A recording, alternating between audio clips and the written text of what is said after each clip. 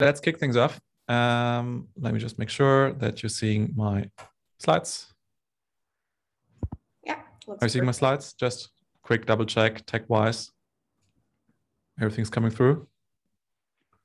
Yeah. Cool. Awesome. That's awesome, folks. All right. So yeah, welcome. Thanks for having me today. Super excited to talk to you today about how product teams can connect their actions to those big company level priorities through outcome OKRs. It's something that has been a recurring themes for all the teams I've been working with over the last couple of years. And it's certainly something that I personally struggled with when I had in-house roles a lot since I started to dip my toes into product OKRs back in 2015. And so in today's webinar, I'm going to cover three main challenges that product teams oftentimes face when it comes to outcome OKRs. And in addition, as you might have heard, I've also recently partnered with my friends at WorkPath to bring my outcome OKRs for product teams course to their WorkPath Academy, which is something that will help you essentially put the stuff we're going to talk about today into practice. And it's something I will briefly talk about towards the end of this webinar, right before we're going to jump into Q&A. So expect to hear a bit about that. And as mentioned, we're going to kick things off with a brief survey, because before I tell you about all the challenges I have seen and witnessed when it comes to outcome OKRs, I would love to hear what are some of the main challenges you face in regards to using OKRs. So Teresa is going to launch a quick poll. I think they're called in the English Zoom. I think in the German one, it's called Umfragen. So I expect to see a quick pop-up in your Zoom application with a couple of multiple choice answers. And we would love to learn more about the challenges you are facing when it comes to using OKRs. I think actually you need to launch it, Tim. I need to do it? Okay. Yeah. That's not an issue as well. So we're going to start things off. Here we go. So you should now see the first survey. So tell us whether it's drafting OKRs with a focus on outcomes.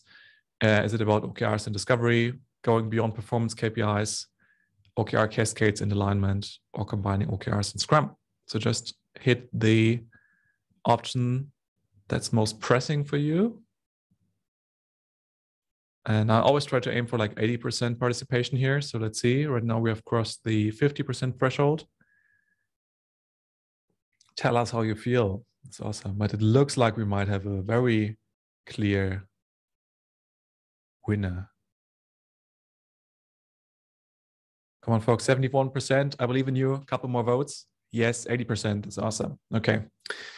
All of the above. Yeah, I know. But as we were going to talk about, Eva, today, we're going to talk about focus and setting priorities. And so I think it only matches the theme if I would like force you to only make one choice. All right. Good to see that. So I'm gonna wrap up this poll. I'm going to share the results with you. So what you're going to see is that the main challenge most of you face is that it's about the drafting process of drafting OKRs that capture outcomes instead of solutions. And it's not even close for the second place. I would say it's between going beyond performance KPIs and OKR cascades and alignment. That's good to see. So the good news is we're going to tackle these questions, these challenges today. And so let me tell you a little bit more about that. So what we're going to talk about specifically today. So the main challenges we're going to talk about today when it comes to using OKRs as product teams is, on the one hand, that teams struggle with finding ways to measure progress beyond just ticking off tasks, right? We're also going to talk about how product teams can stop struggling with focusing on what's urgent versus what's important. Typically, all the stuff at the top of our backlog is what's urgent, and the stuff articulated through our OKRs is what's important, and that's a delicate balance to have. And the third main challenge I want to address today is how teams can really address their team level actions, their priorities, their epics they work on, to those sometimes lofty company level goals, because that's where the real magic happens, so that you have the right balance between orientation and autonomy to pursue the solutions. Right? How does that sound? I know you voted on a couple of challenges. Let me know how you feel about these challenges. Do you see yourself in any of these? Which ones are you most excited about? Now it's okay if you would say all of the above. Linda says the third one. Any other preferences? First one, third one, first and third one. Okay. Nobody giving love to the second one. That's cool. First, all right. Third. Okay, that's interesting. Typically, lots of people are interested in the second one. Zoe, thanks for that. All right, and Frank as well. Cool. All right, let's continue. So let's dive right in. Let's dive right into the first challenge. So the challenge is, how can teams find ways to measure progress beyond just ticking off tasks, which sounds simple, but it's certainly not easy. And in order to elaborate a bit on that, I want to take you back on my personal OKR journey towards the beginning of my OKR journey, which, as I said, happened back in 2015. And so back in 2015, when I was first exposed to OKRs, my journey started, like many of you probably have started with OKRs by Googling what are OKRs, and then you probably quickly realize that it's a framework that has been popularized by Google or at Google. And then you might have watched this video as well, which is one of the most, I would say, famous, maybe infamous videos on OKRs. It's from a Google Ventures employee who talks a lot about how Google uses OKRs. And so I really immersed myself in this content Google shared around how to set OKRs, this video, and try to really go deep into all this stuff. And the impression I got after immersing myself in these kind of materials were that OKRs are a great tool for very rigid and vertically aligned performance measurement. That's the impression I got out of these first original steps I took towards using and understanding OKRs. I also thought that they provide a great path toward working like Google. And now I can finally be one of those big name Silicon Valley companies because all they do is setting goals through OKRs and I can be part of them. And the third perception was that it's simply just the best of both worlds. I can provide inspiration and tell people the tangible things to do. Right. So that was my perception back in 2015, getting started with OKRs. And it took me a bit of practice, a bit of experience, a bit of failure to shift that mindset.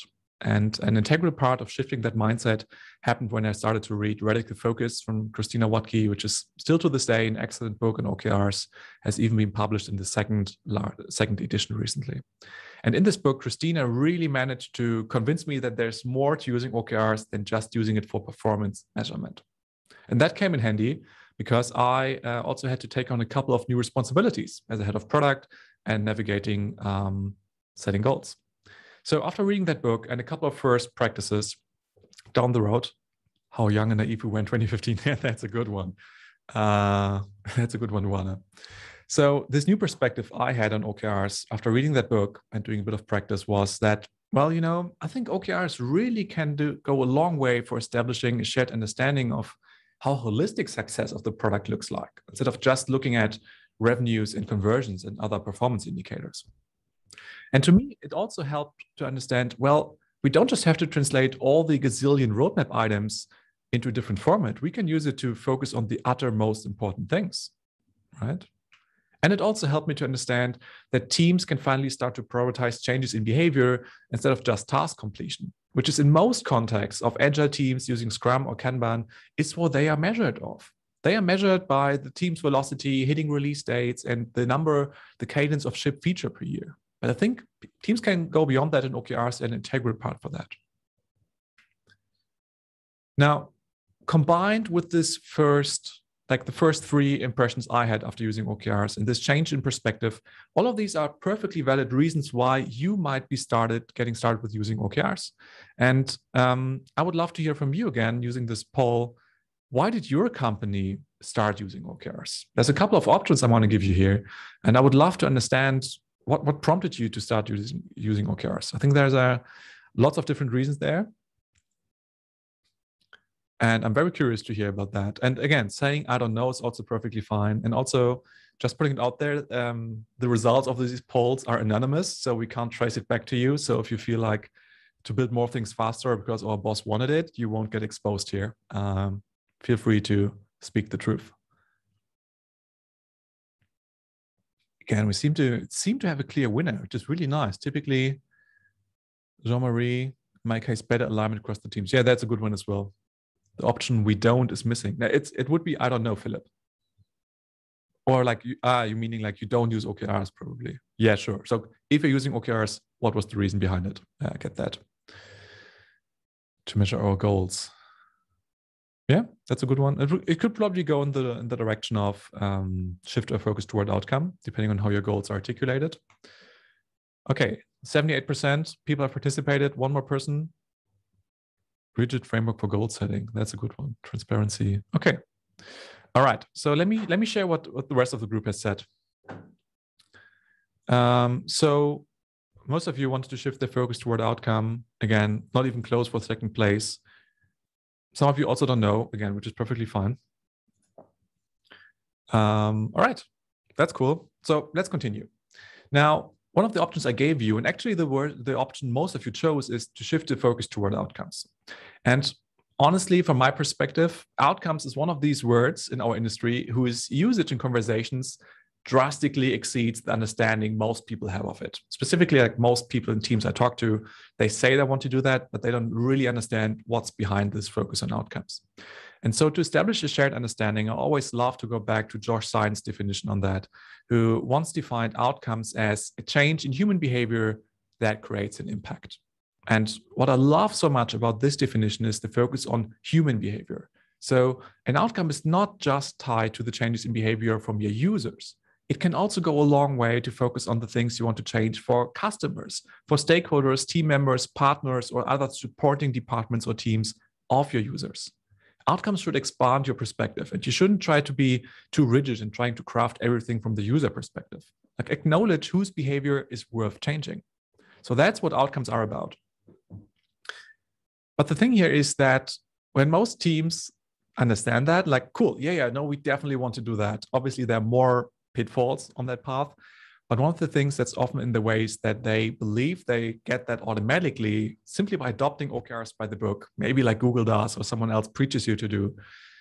But OKRs don't come with built-in outcomes. You can certainly achieve that shift by using OKRs, but it's not a guaranteed, and it requires more work. And few teams are willing to put in that work or realize how much of a pain this shift can be. And again, just to make it a little bit more tangible of what I mean when I talk about outcomes compared to what most teams are focused on, which is the outputs, let's put these things, two things side to side.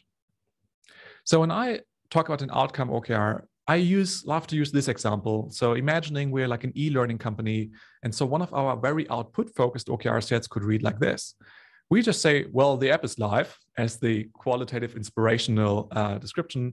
And we try to quantify that by defining how many features are specified and if they are live, and maybe we sprinkle in a couple of task instructions for running usability tests.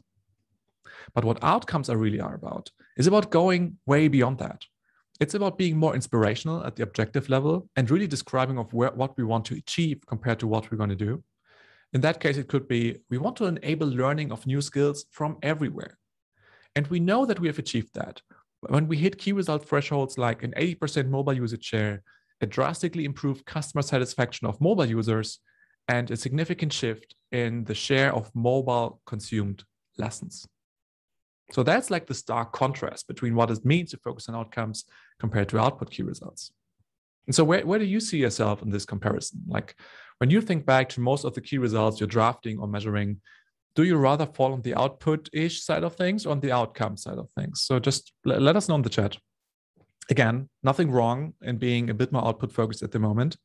I think it's more about being aware of where you're at right now. Somewhere in between, okay.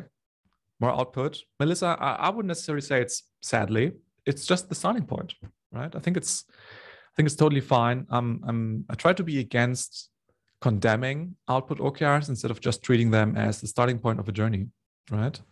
Output, for us, it's output as well. Outcome with pilot teams, that's a good one. That's good to hear, Linda Maria. Mix of both, some milestones, sure. Trying to best focus on outcomes, hard to find key results, that's true. Output, why I'm here. I get that, Simon. Fabienne, somewhere in between, lots of time to refine outcome, get that. Sabrina, sometimes hard to define really good quantitative outcome-based key results. Yeah, easier to track. That's certainly one thing. And Sven, more output than outcomes. Shift is hard, needs lots of communication. That's a great summary. I think some of the things I've seen as well. And I think one of the things that's often in the way of teams is, which is one of the tips for practice I would love to share with you and to inherit, is in order to enable teams to actually draft outcome key results, they need to be aware of what are the changes in behavior we want to start to measure before defining the OKR sets. If you're just sitting in the room and have never talked to a customer before, and you're asked to define how you have to change the behaviors of your users, how would you know? Of course, it's way easier to just look at the roadmap and break down the existing roadmap items into milestones. So here's where teams struggle to set outcome OKRs, based on my experience. First of all, they might simply don't have enough time. We just heard that defining outcome OKRs takes a lot of time. They don't have enough time. They also lack the facilitation support during the OKR set definition. They need someone who challenges them on like, hey, is this really an outcome? And has the tools and techniques to prompt them. The second one is that already the company level OKRs that are used as one of the main inputs for teams are already too specific, and they are already talking about outcomes or maybe even outputs, which leaves very little room for the teams to define their own outcomes. They can just follow through and define some tasks to complete.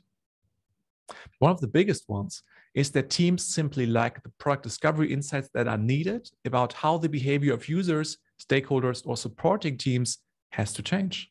Again, if you've never talked to a customer and haven't understood the problem and turned the problem into an outcome, how would you define an outcome key result? Close to impossible. Another common pattern I'm seeing is when teams who are trying to embrace the idea of product discovery and agile working as a whole are in this mode of, well, we define the OKRs on April 1st, maybe March 31st, if management is generous. And then they feel like, okay, but we now have to sort of like understand what we're doing. And they try to rush through some discovery tasks and like go to Starbucks to talk to their users, or maybe run some desk research or look at Google Analytics. And they feel they now have ticked off product discovery and can finally get started with building. Because understanding what solutions you should build, building it, shipping it, iterating and measuring the progress already takes most of the time of this goal cycle. So how should there be time for discovery in the same cycle and go in this educated direction? Does that feel familiar to anybody? That you feel like, okay, it's so tough to meet the goals anyway. How should we have time to discovery? Like within the same quarter even, right? I certainly had to learn that the hard way. I can acknowledge that. It took me a couple of cycles. Sebastian feels with me. Introduced user research. Yeah.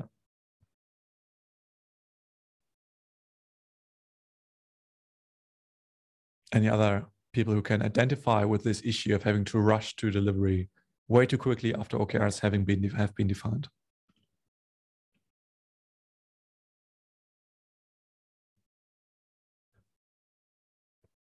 Okay, that's good for most of you.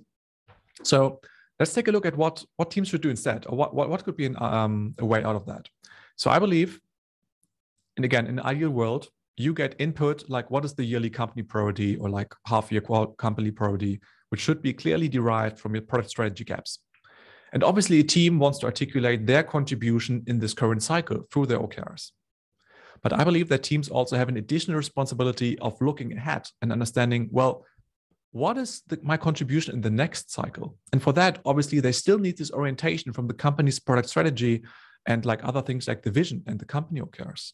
So despite building solutions that drive set changes in behavior in the current cycle, teams need to also be aware of the necessary discovery work they have to complete now already so that they are able to articulate the changes in behavior for the next quarter. So teams need to look ahead and anticipate what is asked from them and do the work before the OKRs are getting drafted. And one of the most common objections I get to that is like, okay, Tim, I totally understand that I have to talk to customers, but how does that exactly lead to better outcome OKRs? Because if you talk to users, you might get started with an interview question like this. Again, going back to this setup where we are an e-learning company. And we might ask our users about, well, tell me about the last time you enrolled in the course on mobile. Simple question. And you might hear of specific user problems like this. Well, the app never shows me whether I have already enrolled in the course or if I would have to start from scratch. Now, what do you do about that problem? You have to turn it into an outcome. If we remember, an outcome is the change in human behavior. So assuming that this is a pattern, that articulated problem, this could lead to us forming it as an outcome, like make it easier for mobile users to continue started courses. It's a clear description of the target audience and what has to be different for them. But again, first-hand discovery signals and evidence is what we need for doing that. But the second pitfall here is that teams then sometimes even get ahead of themselves. So they go from the user problem straight into the very first solution they can think of. And when they get together with the rest of the team, they just frame it like, well, how might we build learning push notifications? Because that's clearly the feature we have to build. Or management inserts one of their pet feature ideas, and this is clearly what you should be focusing on. What you have to do instead at this point in time is to frame the process of figuring out the exact solution using the outcome. So instead of saying, how might we build this solution, you want to frame it like, how might we make it easier for mobile users to continue started courses? This is based on actual evidence. You know the problem exists, and you want to harness the power of your product team to come up with the right solutions for doing that. And you know that you have managed to achieve that, and you can measure the success of your solution using some of the outcome key results I showed you earlier, like the share of consumed lessons on mobile or the satisfaction of mobile customers, right? So that's the thing we have to do. And I can certainly acknowledge that I am all the time guilty of getting ahead of myself by going from user problem straight to a solution. And it takes a lot of techniques and practices, patience and self-discipline I had to develop over the years, trying to keep myself and the teams I'm working with in check. To say like, step away from the solution. Let's make sure we're still focused on the problem space and use that as the framing, right? Martin, yeah, could be. But again, it's not root cause, I would say, is like working backward. And what you want to avoid is trying to work backward from a given solution based on gut feeling. But you want to get started with the evidence you have collected from the first-hand research and use it to frame it, right? So how does everyone feel? Now, we've completed challenge 1. Lots of people were excited about challenge 1. How did the content live up to your expectations? Let me know. Before we get going with challenge number 2, just want to make sure everybody's still with us.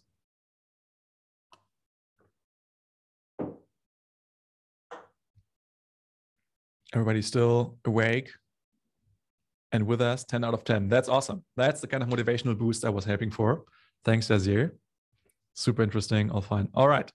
That's good. So let's get going into challenge number 2. I know not that many of you were excited about it, but let's keep it going. All right.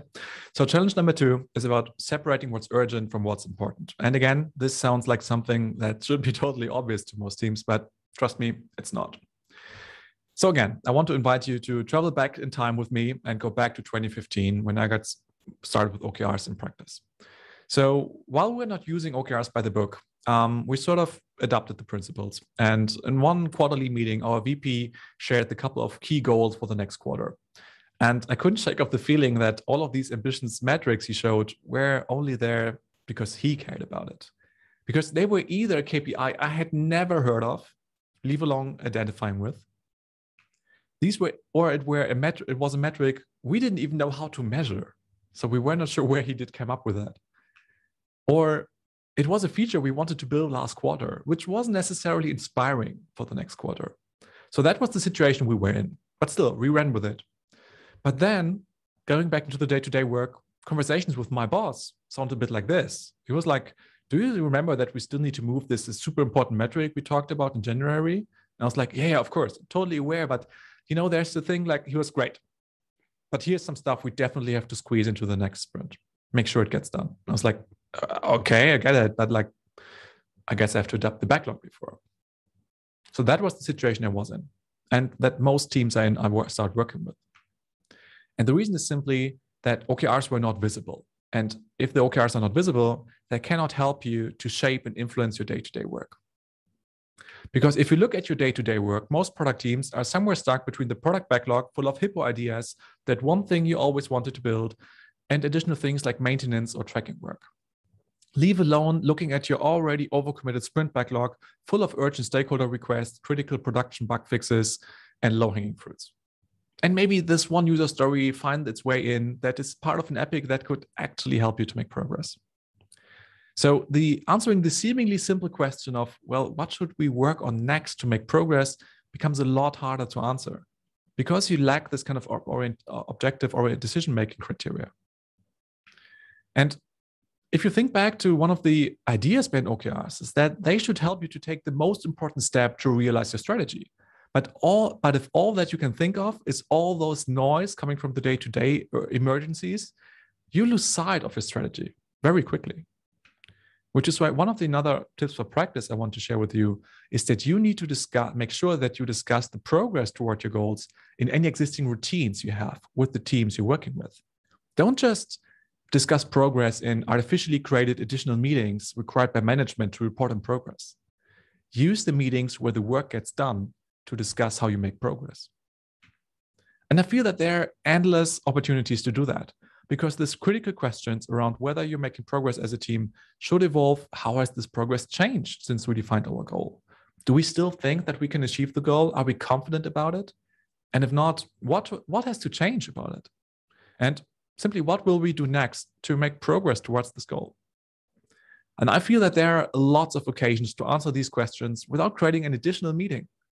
But before I share some of the concepts with you I have in mind, I would love to hear from you how often you are referencing your OKR sets when it comes to your daily work. So it's time for another poll. And again, think through, reflect on your way of working.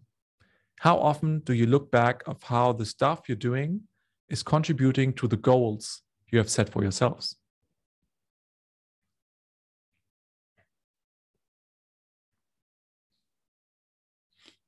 The first votes are coming in. Again, looks like we might have a pretty clear winner. OKR check-ins with a sprint review, that's a good opportunity, good idea, certainly. Okay, 79%, okay, 80%, that's a good one, that's good to see. All right. 83, all right, let's wrap up this poll. Again, it's not even close for second place, but it's a little bit closer. So let me share you the results with you. So most of you reference the OKR sets weekly or bi-weekly, which is great. Certainly a lot more often than I was doing when during this anecdote I was sharing. Monthly seems to be a second place. Quarterly as well. Okay, daily, never. Some of you are doing it never. Certainly something you should change, by the way. Okay, so that's good. And again, I feel that lots of existing routines might be in place that help you to answer these questions, whether it's a roadmap meeting, the sprint planning, the sprint review, the daily stand-up, the backlog refinement, the feedback and estimation. I think product teams have lots of opportunities to answer that questions. And the key here is to connect what you're doing and your priorities to those overarching goals. And one of the other reasons is that despite the lack of visibility, there's a couple of other patterns why teams might set and forget their OKRs. The first reason is that the defined OKR sets don't add additional value for prioritizing their work, because they're just a mirror of all the user stories that are already full in their backlog. So why should they be measured in addition when you're also doing all these like Scrum routine dances?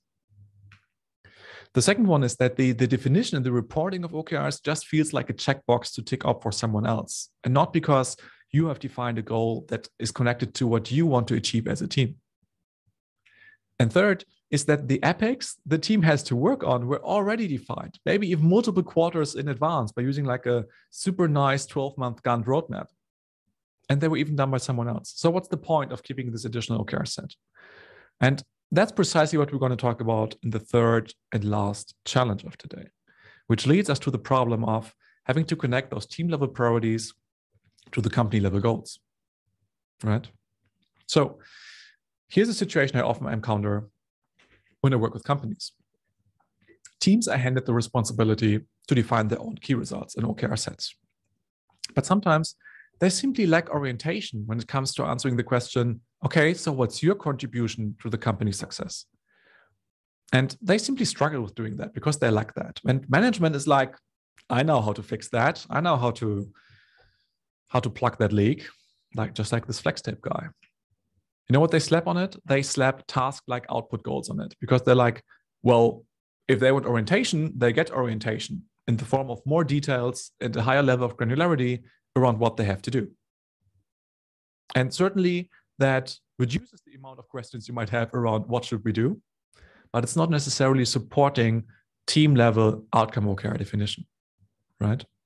And to illustrate that even further, I love to quote this from this one story from Christina Watke's book, where she tells the story of an employee who gets to work on Monday morning, and tries to remember all the 15 OKR sets the company has set for the quarter. And she tries to scan the pipeline of projects and tries to make sure, okay, like should work on the stuff that's most important in regards to the goals, but like all of these things are important for like those 15 goals. So how should I decide? And I think that's such a great synonym or such a great metaphor for like a company who didn't use OKRs to make decisions and set priorities, but just transferred what was there into a different format, right? And so the tip for practice I have for this situation is that it's responsible of an organization and for the product organization to ensure that individual product teams have enough room to breathe. Now, what do I mean by that? If we remember earlier, when I talked about the original definition of outcomes I like to use, which I've slightly adapted from Josh Seiden, I talk about the fact that outcomes should contribute to an impact. Now, when I talk about an impact, I talk about these company or department level metrics that symbolize success of a strategic priority in the form of a metric. And this metric can come from multiple buckets. It can come from the bucket of growth, monetization, engagement. It can also simply reflect customer satisfaction or is internal facing, like process excellence measurement, right? And the important thing here is that a company might focus on multiple impact metrics at the same time, but there has to be enough clarity around what impact metric, what business priority is in the responsibility of an individual team. And the other attribute all impact metrics share is that they are rather lagging, meaning they require multiple teams and products and features to come together to be changed, and that they can often only be measured in hindsight, which is not necessarily a good way for a product team to measure the progress and success of their work. Now, the outcome, on the other hand, can serve as the more leading proxy for product teams to measure said progress and success of their work, right? This is why the outcome is so important, but that's also why the clarity around the impact you are tasked to contribute to is so important. And product managers need to create the clarity around these. And these can be drawn from your company OKR sets if they are done correctly, in my opinion. Because if you have clarity around the impact, you can direct your discovery activities. You have more clarity around what user segments are relevant for your discovery. You can be more specific about the team level outcome OKRs you want to define. And if you have followed the path from the impact to the outcome, it's much easier to talk about the outputs as a consequence of the properly framed problem space from the outcome. Because you will only be able to derive the most promising actions and epics that contribute to the right priorities if you have created this clarity before. On the other hand, what's happening is if the impact is substituted with key results about an outcome or maybe even output, the team gets handed very granular strategic priorities.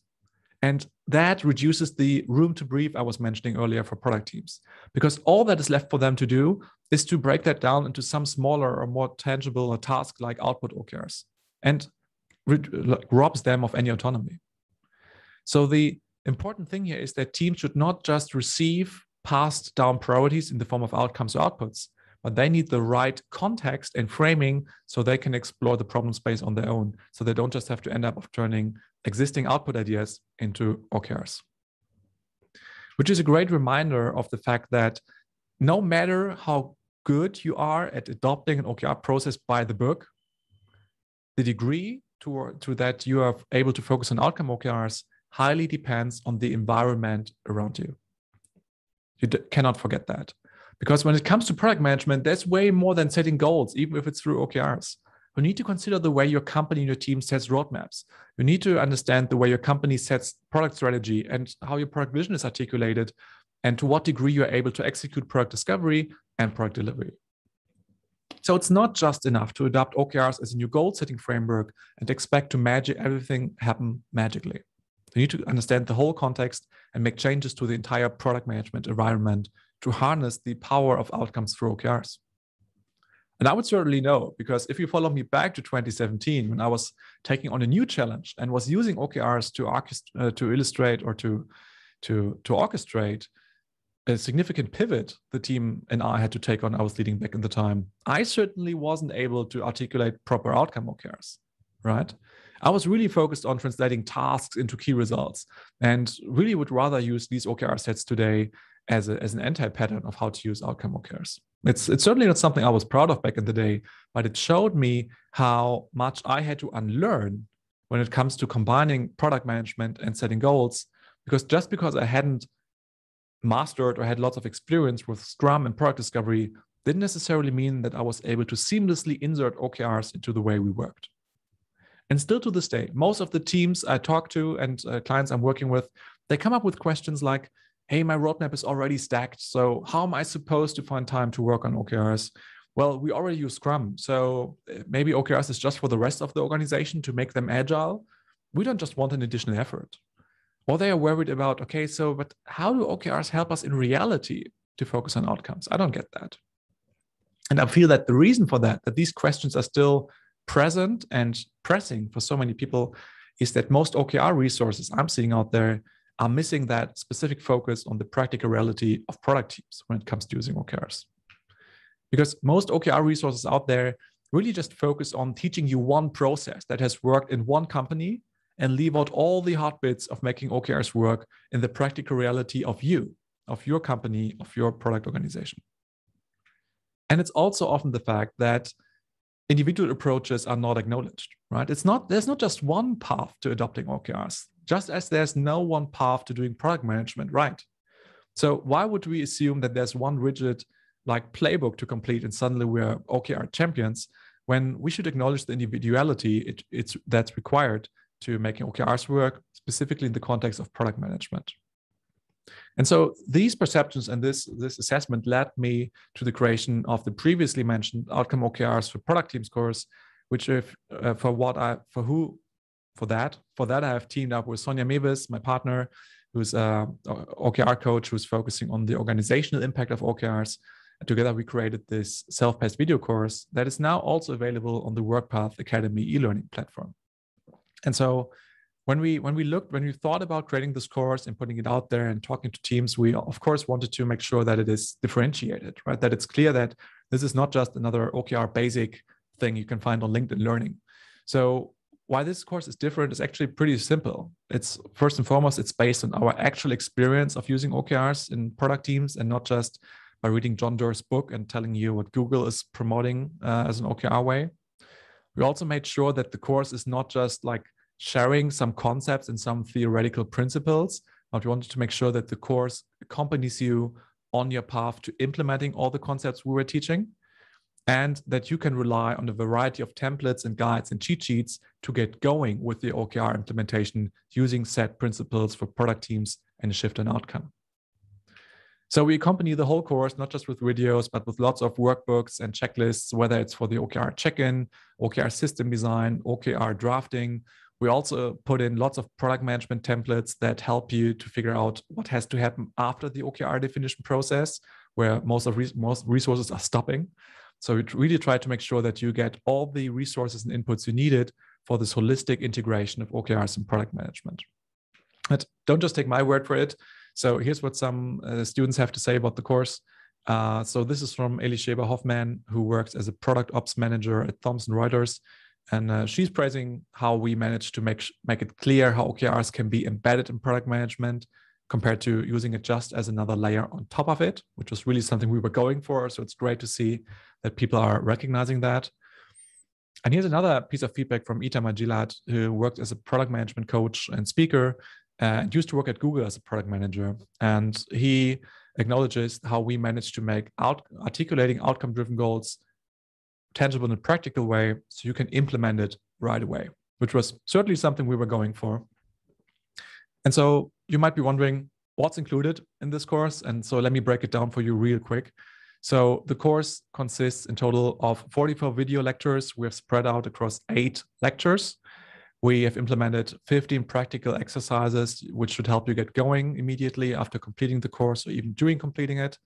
We are featuring 10 editable templates in there you can utilize for your own OKR practice right away. We offer you an individual action plan review, so you can share with us what kind of practices you want to bring to your organization, and we provide helpful feedback on what you can be doing to make sure that succeeds. And we offer you a discussion platform where you can raise questions in the context of every video, and we make sure to get back to you.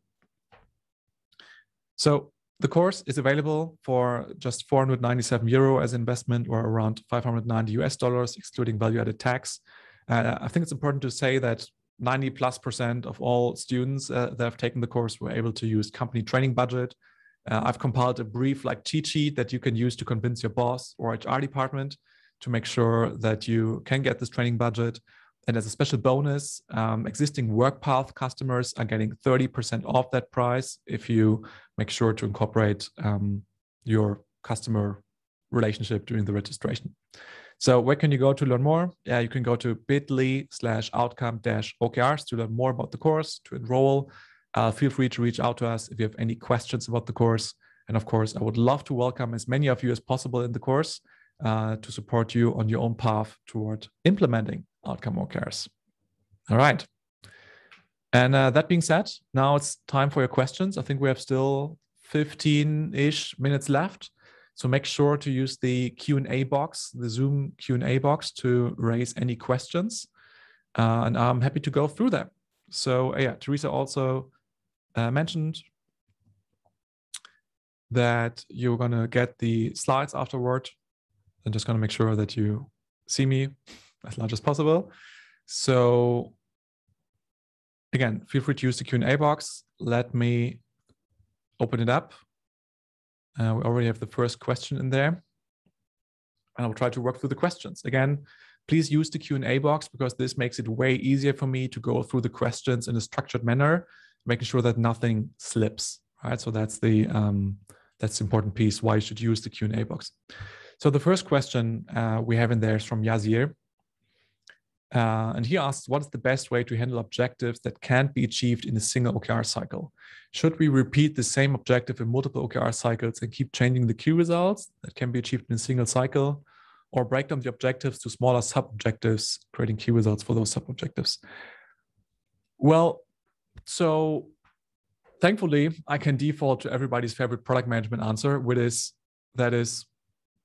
it depends. I think it also comes down a lot to preference.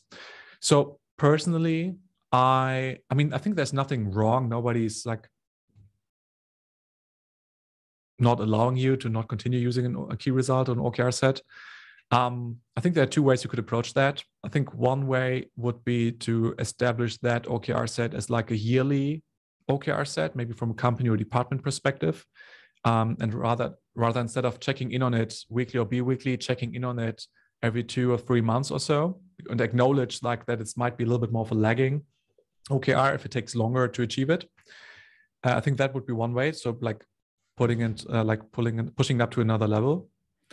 I think the other option would be, which you already suggested, to keep the objective and swap up the key results that then reflect those different stages of progress you might be making toward that. I think that is another option. I think so all the options you laid out are valid. I think it would be important to take a closer look at the nature of the product and what's behind the product to give you a slightly more educated response. I think all solutions are valid. Again, pushing it up to a yearly, 6-monthly OKR set could be a good intermediate step, because then you could use this OKR set as an input for the quarterly team level definitions. So I think that might might work. So Yazir, let me know in the chat what you think of that, if that sounds reasonable to you.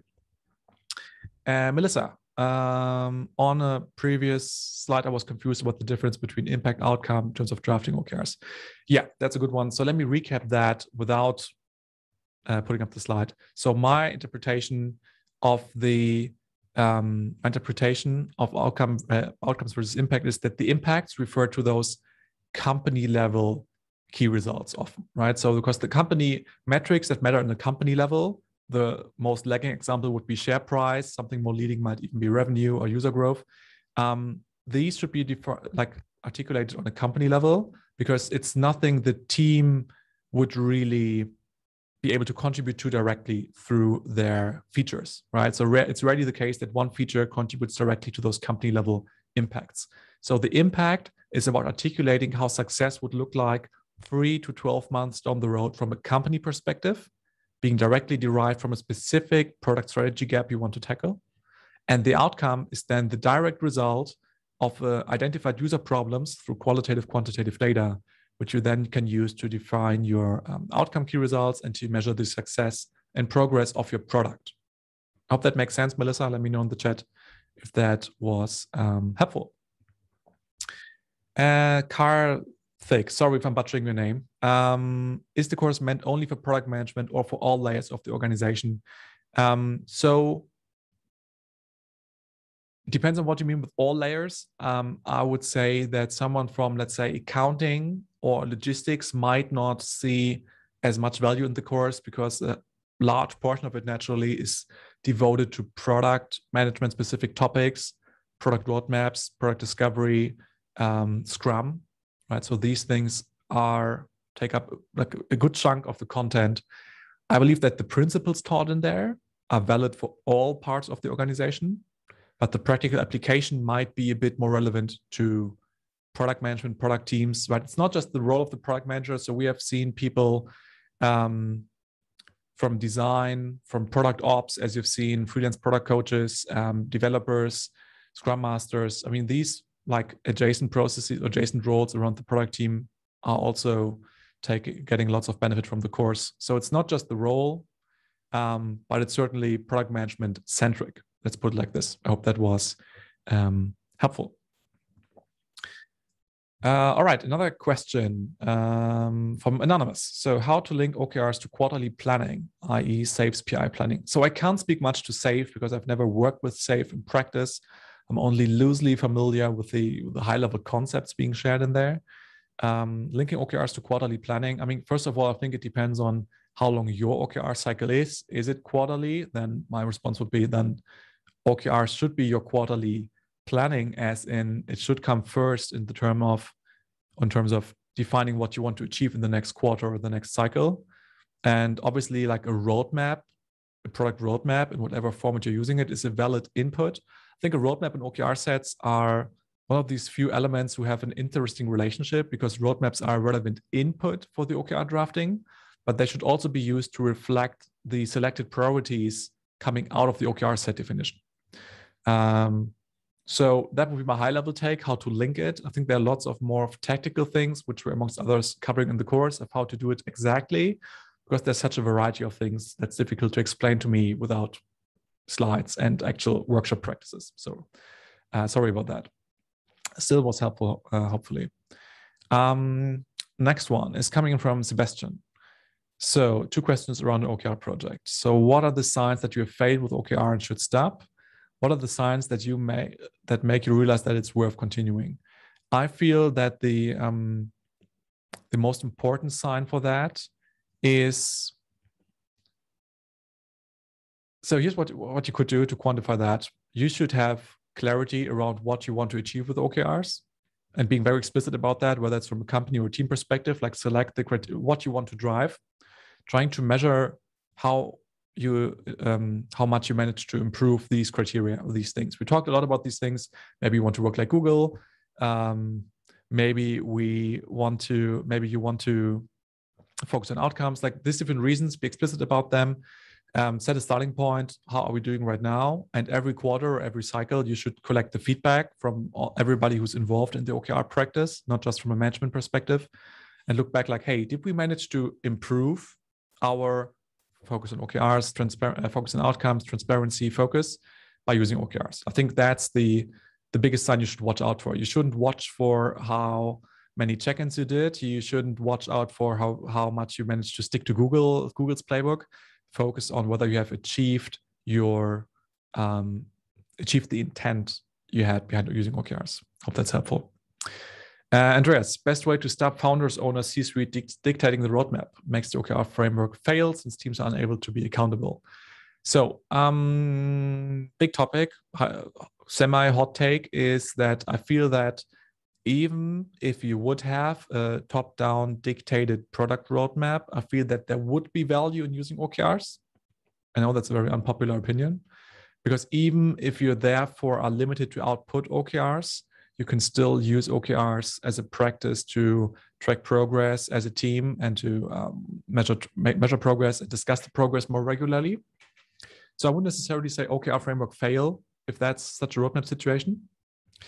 So having said that, one way to stop founders is obviously not as easy as it sounds. I think countering a dictated feature with the simple question of how would success look like if we would manage to have built that, which is essentially like an OKR drafting facilitation question, but still countering that and maybe even allowing that the roadmap has this feature in there, but shifting the conversation like, okay, how would we know that we have succeeded? And when you get started with these questions, the answer might simply be, well, if you have shipped it on March 31st, but maybe over time you manage to connect it to actual metrics you could use. And those could be your first steps toward shifting the perspective, toward articulating the goals first. Hope that's helpful, Andreas. Next up is from Yazir. I still have a bit of time. Encourage people to have aspiration objectives. We ask them to make it as moonshots. Pushback we get is how to expect to have a moonshot in a single quarter. Yeah, I think this moonshot thingy is coming a lot from Google, right? I would say I'm not the biggest fan, because the question is, what's the point of having teams craft aspirational? I think it's not so much, for me, it's not so much about the aspiration, it's more about the inspiration, meaning, are teams able to capture the actual intent in a qualitative statement, which is the goal of the objective, and use that? It's not so much about I think the aspiration comes more from the key results. I think that's more important, to have the right ambition level. I think the objective is more about having the right inspiration, making sure that you're capturing the right next step towards the strategy. And this is defined as a qualitative end state instead of a feature, right? I hope that's a helpful perspective. Melissa, what could be some objectives for a product team when the product has not yet launched? Assume they've done discovery already. I feel, so when it's not launched, the question is like, are you then trying, what is the intent, right? Is the intent to launch the product, assuming you have done discovery already? I love being put on the spot so much. So I think what you could go for would be like on the objective, right? The key results obviously depend heavily on the product. Objectives could be delight our customers with our first product iteration, or exceed customer expectations with first product iteration, something along the lines of that, depending on how much you want to look ahead, right? I think in that direction, that could make sense. And then obviously, again, the key results depend a lot on the product's nature. Hope that's helpful. Okay, still a bit of time. There's so many questions. That's great and yeah, terrifying at the same time. So how can we bring in change management where product teams consider OKRs as an additional overhead from the management team? Yeah. Similar set of things in both Agile framework, OKR framework. I think that's a red flag, clearly to me, because if teams counter the introduction of OKRs with like, this is just the same stuff we're doing on Agile, just in different format, something is missing from the way you're doing OKRs, because they don't seem to provide additional value. One of those things I mentioned earlier. So I think what I would challenge you to look at is, first and foremost, how can OKRs become better integrated into the existing practices of the product teams? I think that would be important to make sure that they help them make these decisions we talked about earlier in sprint planning or review or backlog refinement. And the other one really is about, well, how can you shift this focus toward articulating outcome key results instead of the outputs, which is one of the biggest differentiators between the Agile practices and OKR. That's my take. What is the first to do that you would suggest for an output OKRs team to start switching to outcome OKRs? I would check in on the way you set your product strategy and your product roadmaps, because these could be your and product discovery. Because I think these might be, on the one hand, they might be your biggest enablers for outcome OKRs, but they could also be the biggest obstacles, right? So if you have a non-existing product strategy, which no company loves to hear, but it's often the case, teams don't have the guidance to get started. If a roadmap is a 24-month timeline view of all the features to be built, it prevents shift on outcome OKRs. If teams are not enabled and skilled in the act of talking to customers, they lack the inputs for outcome OKRs. So check those adjacent processes first before you worry about any OKR specific stuff. Okay, let's take the last two questions from Simon, from David, and then I'm going to wrap things up for today. So Simon asks, how do you balance top-down, bottom-up OKRs, only top-down being just cascading? only bottom up can become very unaligned with where we want to go. When does the alignment happen? Again, lots of different options. I think it depends a lot on the general maturity of your company. So I've seen companies who have stopped the top-down cascade and rather focused on making the product strategy more clear. And believe me, like the clearer your product strategy is, the easier it is for teams to have this bottom-up approach. I think the alignment then is more important on the horizontal level, meaning between teams. So facilitating the OKR alignment phase after the original drafting between the teams that need to talk to each other is important. So creating like this space, like when OKR coaches of different teams have to talk to each other, I think that's important. The biggest thing I want to point out when it comes to cascades is that's oftentimes quoted in many best practices that the key result of a company should be the objective of the team. And to me, that's complete BS. Happy to elaborate on that in a different topic. But that's one of the biggest anti-patterns of cascading from my perspective. In Scrum, it's good practice to use the user story syntax that from David, so that you describe the benefit of a feature story when using OKRs in order to achieve a proper outcome. Changing should the feature go beyond delivering the feature functionality, should include the task of training and enabling users. I think that's a bit too detailed into like the user story writing, to be honest, which I have lots of opinions on. I would not get too caught up on the syntax of the written user story. Personally, I would rather recommend making sure that the backlog item, whether it's a user story, a task, or bug, is connected to a key result or an OKR set. I think that's way more important than the actual syntax of the backlog item. Okay, last thing from Juana, and then I'm going to try to jump on her chat requests. So if there's no product strategy, can I use the course to help define a product strategy first and outcome OKRs? Yes and no. So it's not a product strategy course, but yes, we acknowledge certain principles for approaching product strategy and how product strategy connect to outcome OKRs. So we're doing that to make it more tangible. We spend a bit of time on the product strategy portion to make it more tangible. And we're also constantly iterating the course. So this year we're going to have another big update for it, where we also might dive a bit deeper into this product strategy act. And so just want to ask for it, which is kind of an interesting LinkedIn insider. So I recently struggled a lot with pronouncing some English words. And so as in OKRs for heterogeneous teams, my personal in German you would say Eselsbrücke is that heterogeneous includes genius, which is I think kind of fitting for articulating what it is about. So heterogeneous teams are the key to outcome OKRs. So that being said, we're pretty much on time. And yeah, thanks for all your questions. Really enjoyed the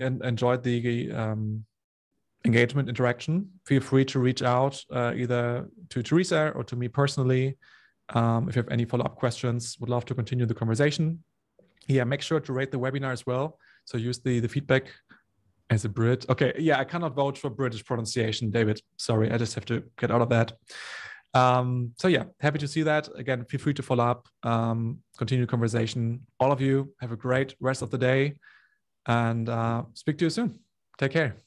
Thank you, Tim, so much. Have a great day, everyone.